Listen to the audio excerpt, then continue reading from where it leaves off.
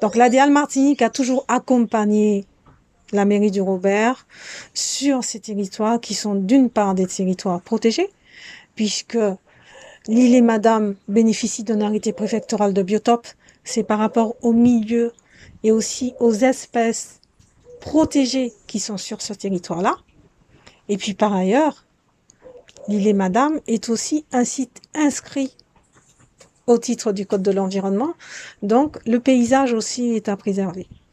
Il s'avère que depuis de nombreuses années, on constate une érosion lente sur cette île.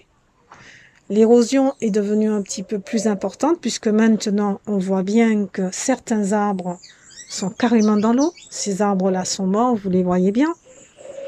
On voit bien que le sable bouge et qu'à certains endroits, l'île est impactée.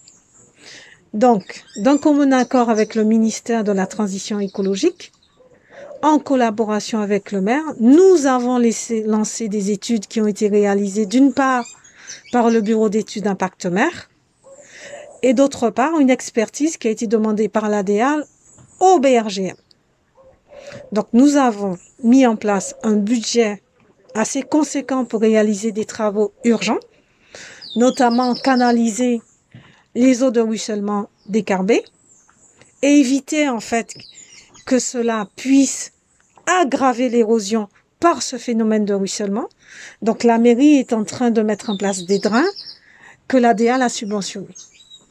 Dans un deuxième temps, la DEAL subventionne d'autres travaux plus importants. Ces travaux-là seront réalisés par l'Office national des forêts. D'une part, pour revégétaliser le site, mettre en place des enclos de régénération pour limiter en fait l'érosion et conserver le sable, préserver le substrat.